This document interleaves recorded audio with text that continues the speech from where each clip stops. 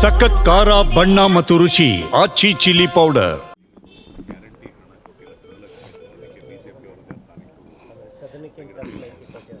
ನೋಡಿ, ಆಗಲೇ ಮಾನ್ಯ ಮುಖ್ಯಮಂತ್ರಿಗಳು ಇದ್ರ ಬಗ್ಗೆ ಸ್ಪಷ್ಟೀಕರಣ ಕೊಟ್ಟಿದ್ದಾರೆ. ಅಕಸ್ಮಾತ್ ಏನಾದರೂ ಆಗಿರಲಿಲ್ಲ ಅಂದರೆ ದೇ ವಿಲ್ ಪಾವತಿ ಮಾಡ್ತಾರೆ.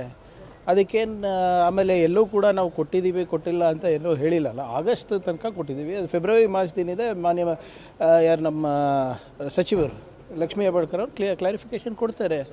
ಆಮೇಲೆ ಇವರಿಗೆ ಗ್ಯಾರಂಟಿ ಕೊಡಲೇಬಾರ್ದಂತ ಇತ್ತಲ್ಲ ಬಿ ಜೆ ಪಿಗೆ. ಅದೇನಾದರೂ ದುಡ್ಡು ಹೊಡ್ಕೊಳಕ್ಕಾಗ್ತದೇನ್ರಿ? ಅದು DBT ಅಲ್ವಾ?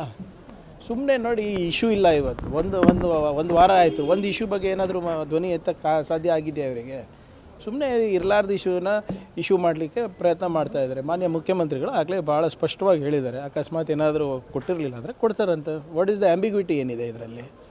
ರಾಜ್ಯದಲ್ಲಿ ಕಾನೂನು ಸುವ್ಯವಸ್ಥೆ ಎಲ್ಲ ಹದಗೆಟ್ಟಿದೆ. ಜೈಲುಗಳಲ್ಲಿ ಡ್ರಗ್ಸು, ಮೊಬೈಲ್ಸು ಎಲ್ಲಗಳು ಸಿಗ್ತಾ ಇದೆ. ಹಾಗಾಗಿ ಇದ್ರ ಬಗ್ಗೆನೂ ನೋಡಿ, ಇವರೇ ಹೋಮ್ ಮಿನಿಸ್ಟರ್ ಅವರು ಸ್ಪಷ್ಟವಾದಂಥ ಉತ್ತರ ಸದನದಲ್ಲಿ ಕೊಟ್ಟಿದ್ದಾರೆ.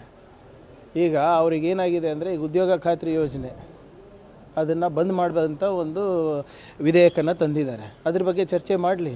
ಇವ್ರು ಗಾಂಧಿ ವಿರೋಧಿಗಳಂತ ಗೊತ್ತಿತ್ತು, ಆದರೆ ಜನರ ವಿರೋಧಿ ಕೂಡ ಅಂತ ಪ್ರೂವ್ ಮಾಡ್ತಾ ಇದ್ದಾರೆ. ಇವಾಗ ಯಾವ ರೀತಿ ಇದು ಮಹಾತ್ಮ ಗಾಂಧಿ ಉದ್ಯೋಗ ಖಾತ್ರಿ ಯೋಜನೆಯನ್ನು ಮರುನಾಮಕರಣ ಮಾಡೋದಷ್ಟೇ ಅಲ್ಲದೆ ಎಲ್ಲ ನಿಯಮಗಳನ್ನು ಬದಲಾವಣೆ ಮಾಡಿ ಡಿಮಾಂಡ್ ಬೇಸ್ಡ್ ಡ್ರಿವನ್ ಏನು ಉದ್ಯೋಗದ ಗ್ಯಾರಂಟಿ ಇತ್ತು ಅದನ್ನು ಇವರು ಮೊಟಕುಗೊಳಿಸ್ತಾ ಇದ್ದಾರಲ್ಲ, ಅದನ್ನು ನಾಶ ಮಾಡ್ತಾ ಇದ್ದಾರಲ್ಲ. ಅದ್ರ ಬಗ್ಗೆ ಮಾತಾಡಲಿ ಫಸ್ಟು.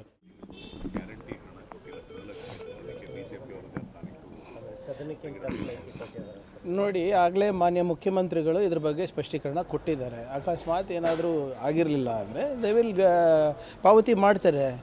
ಅದಕ್ಕೇನು ಆಮೇಲೆ ಎಲ್ಲೂ ಕೂಡ ನಾವು ಕೊಟ್ಟಿಲ್ಲ ಅಂತ ಎಲ್ಲೂ ಹೇಳಿಲ್ಲಲ್ಲ. ಆಗಸ್ಟ್ ತನಕ ಕೊಟ್ಟಿದ್ದೀವಿ. ಅದು ಫೆಬ್ರವರಿ ಮಾರ್ಚ್ದಿನಿದೆ. ಮಾನ್ಯ ಯಾರು ನಮ್ಮ ಸಚಿವರು ಲಕ್ಷ್ಮೀ ಹೆಬ್ಬಾಳ್ಕರ್ ಅವರು ಕ್ಲಾರಿಫಿಕೇಷನ್ ಕೊಡ್ತಾರೆ. ಆಮೇಲೆ ಇವರಿಗೆ ಗ್ಯಾರಂಟಿ ಕೊಡಲೇಬಾರ್ದಂತ ಇತ್ತಲ್ಲ ಬಿ ಜೆ ಪಿಗೆ.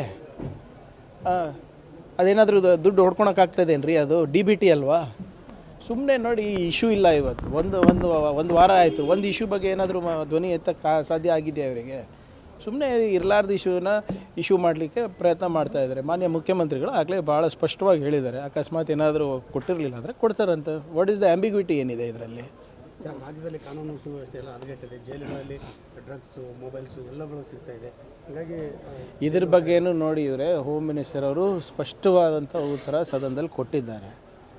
ಈಗ ಅವ್ರಿಗೇನಾಗಿದೆ ಅಂದರೆ, ಈಗ ಉದ್ಯೋಗ ಖಾತ್ರಿ ಯೋಜನೆ ಅದನ್ನು ಬಂದ್ ಮಾಡಬಾರ್ದಂಥ ಒಂದು ವಿಧೇಯಕನ ತಂದಿದ್ದಾರೆ. ಅದ್ರ ಬಗ್ಗೆ ಚರ್ಚೆ ಮಾಡಲಿ. ಇವ್ರು ಗಾಂಧಿ ವಿರೋಧಿಗಳಂತ ಗೊತ್ತಿತ್ತು, ಆದರೆ ಜನರ ವಿರೋಧಿ ಕೂಡ ಅಂತ ಪ್ರೂವ್ ಮಾಡ್ತಾ ಇದ್ದಾರೆ. ಇವಾಗ ಯಾವ ರೀತಿ ಇದು ಮಹಾತ್ಮ ಗಾಂಧಿ ಉದ್ಯೋಗ ಖಾತ್ರಿ ಯೋಜನೆಯನ್ನು ಮರುನಾಮಕರಣ ಮಾಡೋದಷ್ಟೇ ಅಲ್ಲದೆ ಎಲ್ಲ ನಿಯಮಗಳನ್ನು ಬದಲಾವಣೆ ಮಾಡಿ ಡಿಮಾಂಡ್ ಬೇಸ್ಡ್ ಡ್ರಿವನ್ ಏನು ಉದ್ಯೋಗದ ಗ್ಯಾರಂಟಿ ಇತ್ತು ಅದನ್ನು ಇವರು ಮೊಟಕುಗೊಳಿಸ್ತಾ ಇದ್ದಾರಲ್ಲ, ಅದನ್ನು ನಾಶ ಮಾಡ್ತಾ ಇದ್ದಾರಲ್ಲ. ಅದ್ರ ಬಗ್ಗೆ ಮಾತಾಡಲಿ ಫಸ್ಟು.